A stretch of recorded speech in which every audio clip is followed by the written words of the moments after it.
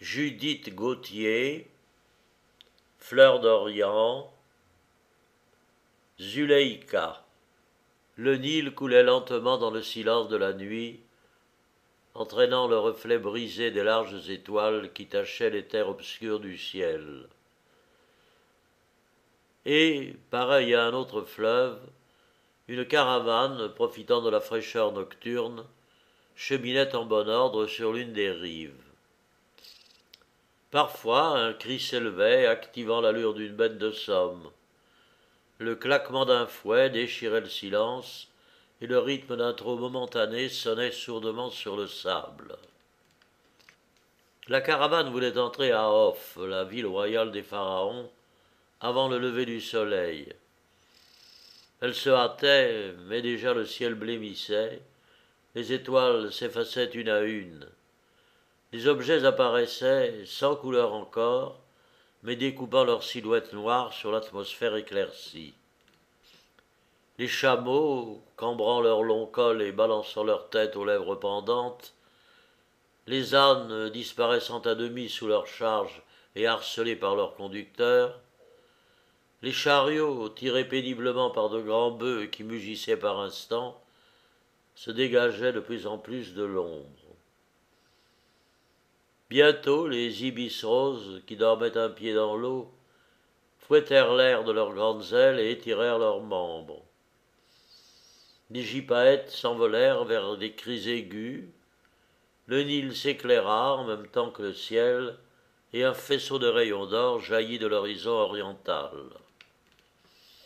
Alors la caravane s'arrêta, tous les hommes se prosternèrent, la face tournée vers l'Orient, et se répondant les uns aux autres, entonnèrent l'hymne matinal.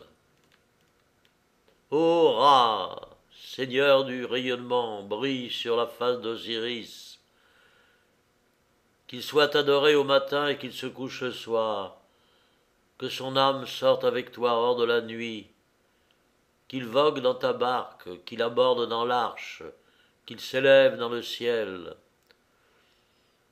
Salut à toi, Ra-Remku-Kepra, qui existe par toi-même. Splendide est ton lever à l'horizon. Les deux mondes s'illuminent de tes rayons. Le diadème du midi et le diadème du nord sont sur ton front. Je viens à toi, je suis avec toi pour voir ton disque chaque jour. Je ne suis pas enfermé, je ne suis pas repoussé. Mes membres se renouvellent à l'éclat de tes beautés, car je suis un de tes favoris sur la terre. Salut à toi, qui brille à l'horizon le jour, et qui parcourt le ciel, uni à la déesse Ma. Tous les hommes se réjouissent de te voir marchant vers eux. Dans ton mystère, ils prospèrent, ils progressent, ceux qui sont éclairés de tes rayons. Ô inconnu, incomparable est ton éclat, tu es le pays des dieux. On voit en toi toutes les couleurs de l'Arabie.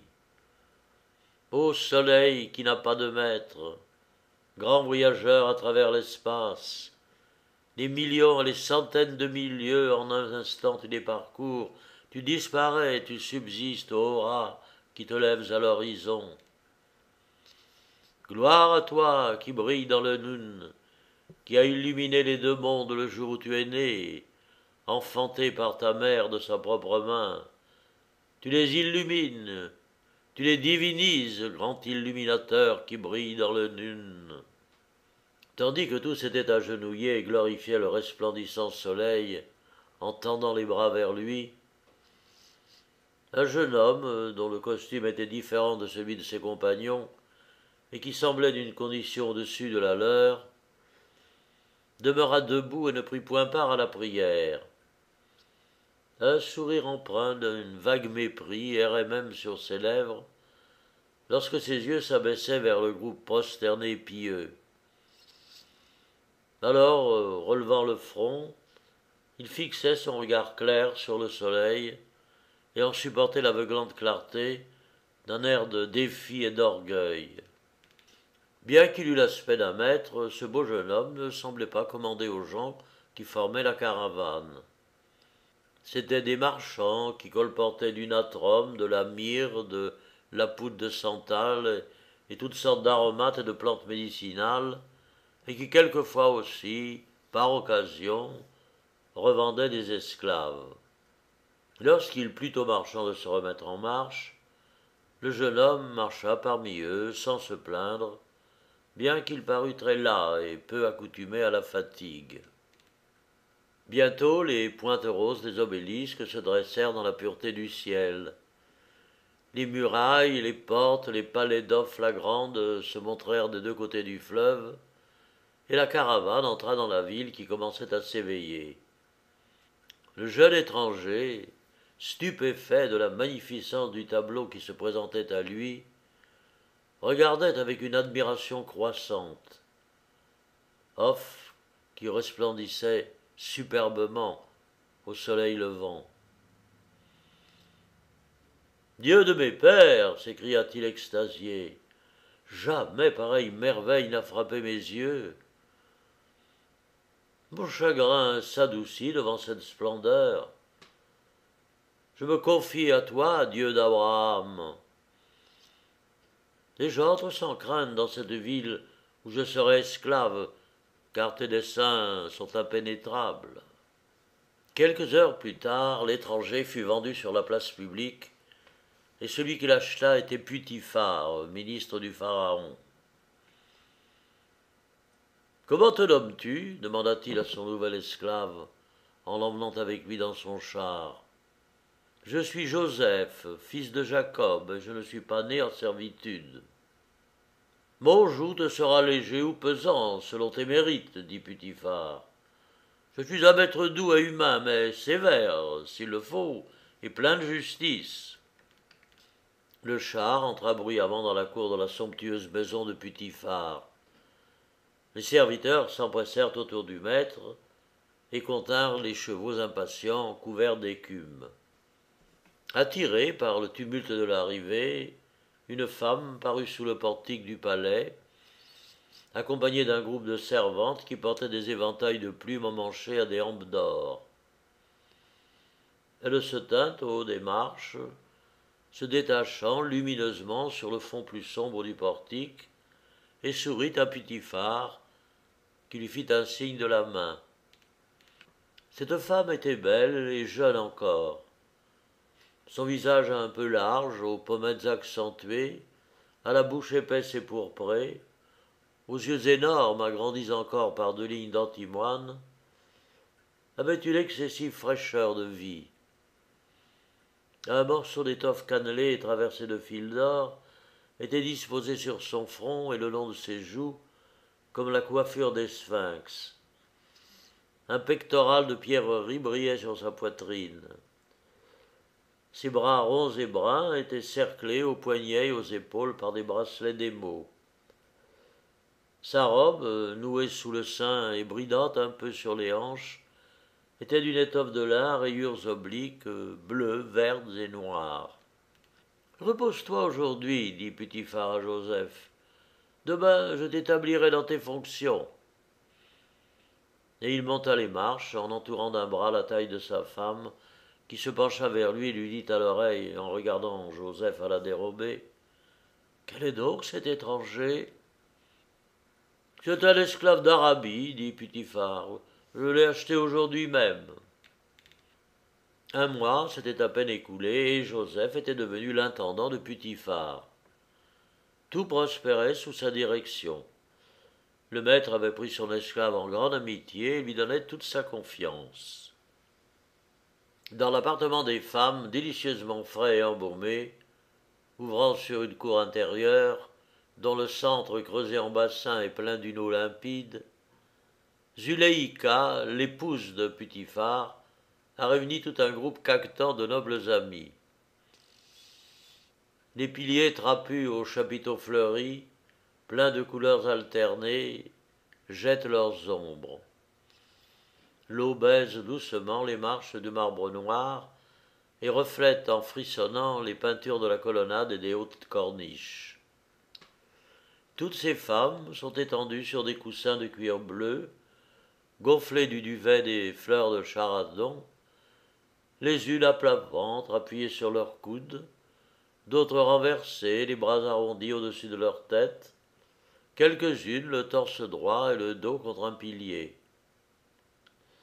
Seule Zuleïka est debout et parle avec animation, interrompue fréquemment par un cliquetis de voix claire. En ce moment, ces jolies Égyptiennes parlent toutes à la fois, et le tumulte qui monte de la cour intérieure effraie un gypaète perché au sommet d'un pyramidion de granit et le fait s'envoler rose sur le ciel d'un bleu profond, avec un cri discordant. Tu n'entends pas dire qu'il est plus beau que Pentahour, le riche de Pharaon? Nos princes sont les plus beaux du monde, tu ne feras pas croire qu'ils surpassent ceux dont la vipère royale orne le front. J'en connais qui n'ont pas un défaut. J'en ai rencontré qui vous prenaient le cœur à première vue. Il en est dont on rêve pour s'être croisés avec leur barque sur le Nil. Mais qu'a donc celui-ci de si merveilleux? Est-ce l'expression de son regard? Est-ce son sourire? Est-il très grand? Sa voix est-elle séduisante? Zuteika se boucha les oreilles des deux mains en rentrant sa tête dans ses épaules, puis elle s'écria, lorsque le bruit se fut un peu calmé. Il est plus beau que les princes, plus beau que Pentahour, plus beau qu'Osiris et Horus sur leur trône céleste. Sa présence est un enchantement, sa démarche un sortilège, sa voix une musique. Qui l'a vu le revoit sans cesse, son regard est un fer rouge qui vous blesse au cœur. Les jeunes voix éclatèrent de nouveau. Elle est folle d'amour, la passion l'aveugle. Elle est perdue, on lui a jeté un sort. Que le grand prêtre vienne dire les formules magiques, qu'il se hâte. Mais comment la croire avec ses yeux éblouis d'amour? Son bien-aimé est sans doute fort ordinaire. Peut-être est-il louche et édenté, avec une épaule bossue et une jambe de travers. Et les rires s'égrenèrent comme des gouttes d'eau dans un bassin. L'une des rieuses se leva et, les bras étendus, cria le plus fort qu'elle put. « Si elle veut nous convaincre, qu'elle nous montre cet homme incomparable. » C'est cela, qu'elle nous le montre, s'écria toute l'assistance en battant des mains. Celle qu'on interpellait aussi garda un moment le silence, puis frappant du pied et relevant le front. Eh bien oui, dit-elle, vous le verrez. Elle appela un esclave et lui parla bas, et l'esclave s'éloigna. Les jeunes femmes se taisaient maintenant, rajustant leur coiffure et les plis de leurs vêtements, inquiètes de paraître belles à celui qu'on disait si beau, et elles pensèrent aussi avoir une contenance, un air indifférent et distrait. Elles tendirent la main vers des corbeilles en bois odorant, pleines de beaux fruits mûrs, et prenant des couteaux d'airain, commencèrent à peler lentement les pulpes tendres. Bientôt l'esclave revint. Il souleva une portière de sparterie et s'effaça contre la muraille. Un pas nerveux sonnait sur les dalles. Toutes les jeunes femmes, la bouche entr'ouverte, dardaient leurs regards vers l'entrée. Joseph parut dans le cadre de la porte.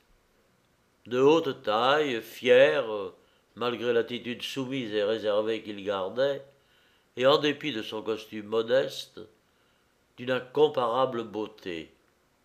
Son teint avait un éclat et une transparence dont le charme frappait tout spécialement les yeux accoutumés au bronze des peaux égyptiennes. Sa chevelure souple, bouclée, flottait légèrement jusqu'à son cou, et une barbe naissante mettait des ombres délicieuses autour de sa bouche. Dans le grand silence qui accueillit l'entrée du jeune hébreu, quelques cris furent étouffés, et plus d'une porta brusquement le doigt à ses lèvres, comme pour sucer une blessure, ou enveloppa vivement sa main dans le pan de sa robe. C'est que les couteaux d'airain, mal dirigés par les belles curieuses, ébahis d'admiration, avait entamé la chair délicate au lieu de peler le fruit. Joseph salua en posant sa main sur son cœur, puis sur son front. J'attends tes ordres, maîtresse, dit-il. Je n'ai pas d'ordre à te donner, jeune étranger. C'est une idée qui m'est venue que tu dois souffrir cruellement, toi né pour commander, d'être esclave de loin de ton foyer, et je voulais te demander s'il n'est rien en mon pouvoir qui puisse adoucir ta servitude. Sois loué pour cette compassion, répondit le jeune homme, et rassure ton cœur. Je suis heureux autant que je puis l'être dans mon malheur, grâce à la confiance et à la bonté du maître. Taire ta blessure n'est pas guérir. Supporter la peine qui pourrait être pire, n'est-ce pas le bonheur? Non, confie-toi à nous, sans crainte, et dis-nous tes désirs secrets. Joseph releva ses longs cils qu'il tenait baissés, et découvrit brusquement la lueur bleue de son regard, singulièrement dominateur. Je suis dans la main de Dieu, dit-il. Ses desseins sont insondables. Je n'ai rien à désirer dans le présent et je courbe le front sous les menaces de l'avenir. Mais l'avenir est-il menaçant? Dit vivement Zuleïka. Que peux-tu redouter au milieu de nous? Par 2 fois, un songe m'a averti que de ce palais je roulerais dans un abîme, sans qu'aucune branche puisse s'offrir à ma main pour me sauver. Je me soumets aux volontés de Dieu. Tu crois aux vaines folies des rêves? Je sais expliquer les songes, dit Joseph gravement. Et il ajouta, permets que je retourne à mon labeur pour exécuter les ordres du maître. Va, dit-elle avec un long soupir. Le jeune homme se recula dans l'ombre de la porte, et la draperie retomba. À quelque temps de là, un jour de chaleur accablante, Joseph se reposait dans le jardin de son maître, sous une touffe de mimosa, près d'un bassin de marbre rose. Il regardait rêveusement un ibis immobile au bord du bassin, et qui semblait taillé dans la pierre, tant la couleur de son plumage se confondait avec le ton de chair du marbre. Tout à coup, il fut tiré de sa rêverie par un pas léger qui froissait le sable. Il leva la tête et vit la femme de son maître qui dirigeait sa promenade vers le lieu où il était assis. Elle s'approcha de lui avant qu'il eût eu le temps de se lever et le salua d'un sourire. « Tu songeais à ton pays, jeune étranger, dit-elle. Bien que tu sois presque le maître ici, tu regrettes la liberté? Je ne regrette rien auprès d'un maître tel que le mien, dit Joseph. Mais sans doute tu as laissé là-bas quelque amour nouvellement éclos et ton cœur est loin de nous. Aucun amour ne rappelle mon souvenir vers mon pays, dit-il. Je gagerai alors, cria-t-elle avec un sourire de joie, que bien des femmes se consument pour toi et gémissent de ton absence. Puis elle ajouta plus bas, en le regardant avec tendresse, « Mais il me semble à moi que si tu t'en allais, je mourrais de tristesse. Ne plus voir ton regard d'épervier, ni ta bouche qui semble une fleur humide, ni ton corps souple qui se meut avec tant de grâce, cela est hors de mon pouvoir. Avec toi, ma vie s'en irait. » Joseph rougit de ce discours qui le surprit et l'embarrassa.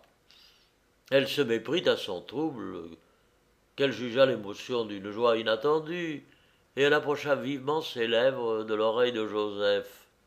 « Aime-moi, dit-elle, moi je t'aime déjà de toute mon âme. Je te ferai une vie délicieuse, tu seras le maître, le Dieu. C'est moi qui deviendrai l'esclave. » Joseph se leva épouvanté. « Mais est-ce que cela est possible ?» s'écria-t-il. « Mon maître a en moi toute confiance. Après lui, nul n'est plus grand que moi dans sa maison. Il ne me demande compte de rien, ne me scelle rien. Rien ne m'est interdit que toi, qui es sa femme. Et je trahirais un tel maître, je commettrais un crime aussi odieux. Et le jeune esclave s'éloigna, sans vouloir entendre davantage la femme de Putiphar. Depuis ce jour, Joseph évita soigneusement de se trouver seul avec Zuleïka. Lorsqu'il était obligé d'être en sa présence, il ne la regardait jamais, bien qu'elle ne le quittât pas des yeux et poussât des soupirs déchirants. Une fois, il se croisa avec elle sur un escalier du palais. Elle descendait et lui montait. Elle s'avança vivement et saisit les mains de Joseph avant qu'il eût pu s'en défendre. « Regarde-moi, lui dit-elle d'une voix sourde. Vois mes yeux rougis par les larmes, vois mes tempes meurtries par la fièvre. Je pleure tout le long du jour, et la nuit je me tords sur mon lit comme une couleuvre sur un brasier. Je t'appelle et je t'implore en vain. Tu n'as donc qu'un cœur de tigre dans ta belle poitrine, unie comme du marbre. » Putiphar parut au pied de l'escalier.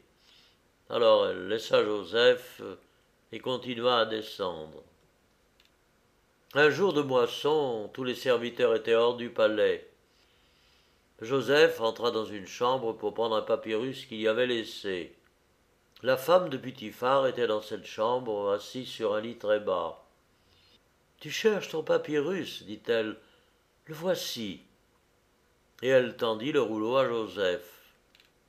Celui-ci, sans défiance, s'approcha d'elle pour le recevoir de sa main.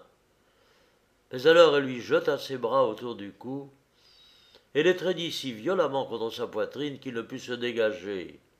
« Je t'en supplie, ne me fuis pas, s'écria-t-elle. Aie pitié de moi, ne sois pas plus cruel que les crocodiles du Nil.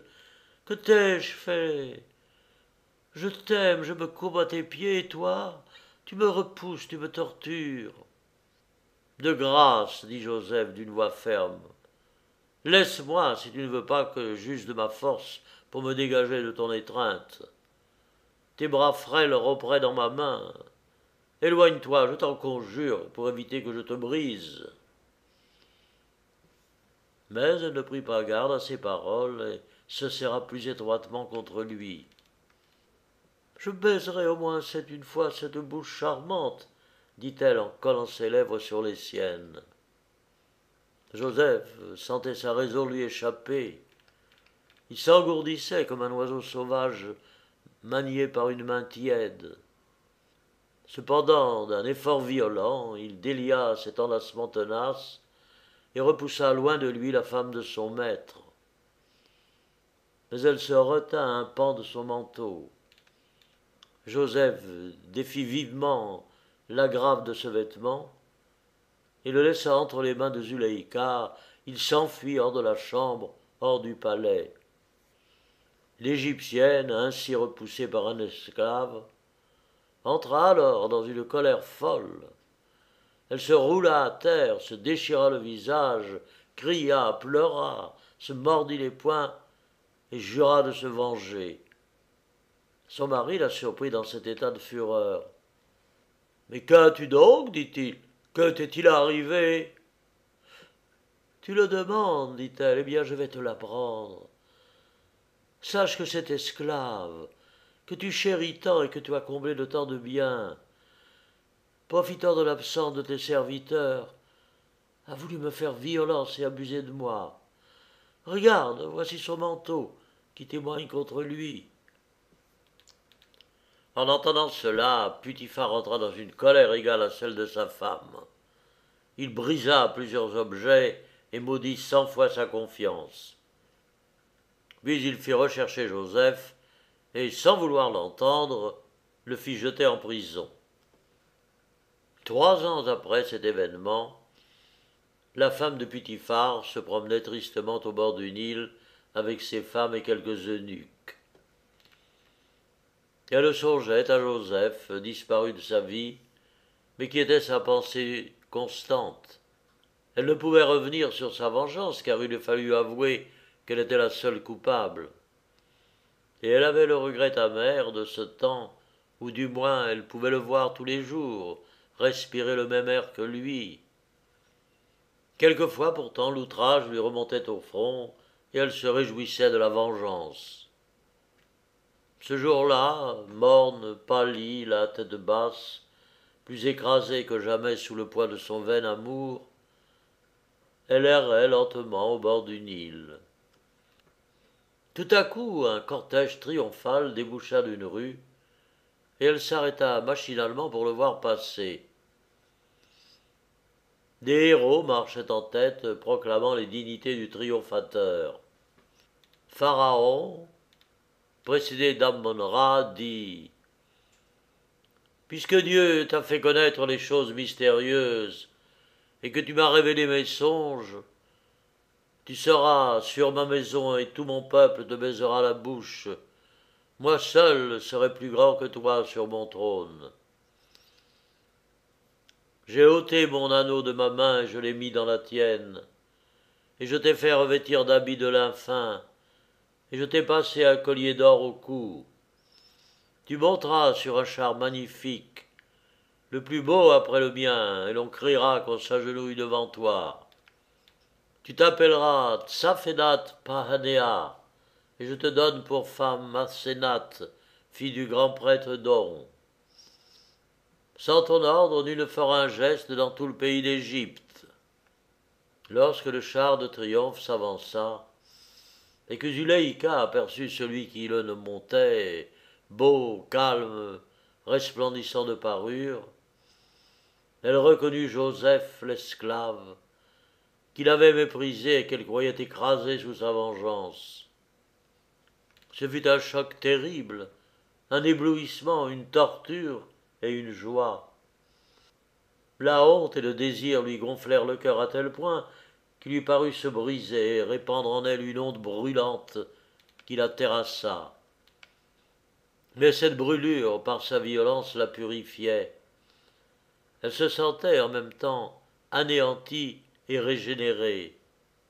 Et tandis qu'affaissée au bord de la route, elle regardait s'éloigner celui qui triomphait sans orgueil, qui avait brillé aux yeux de tous comme un flambeau dans la nuit, l'esclave inconnu devenu le maître de l'Égypte parce qu'il n'avait marché que vers la perfection, elle comprit enfin l'amour véritable, l'amour hors de la chair, hors de la vie, hors du temps. Elle comprit que si le bien-aimé la fuyait, c'était pour lui montrer la voie, l'entraîner vers les hauteurs célestes, où seulement elle pourrait le rejoindre, peut-être, après d'innombrables siècles d'efforts, de larmes et de prières, quand elle serait devenue tout clarté et tout amour, qu'elle mériterait enfin de s'abîmer, goutte de lumière, dans l'infinie lumière, parcelle d'amour, dans l'amour illimité, qui est le ciel.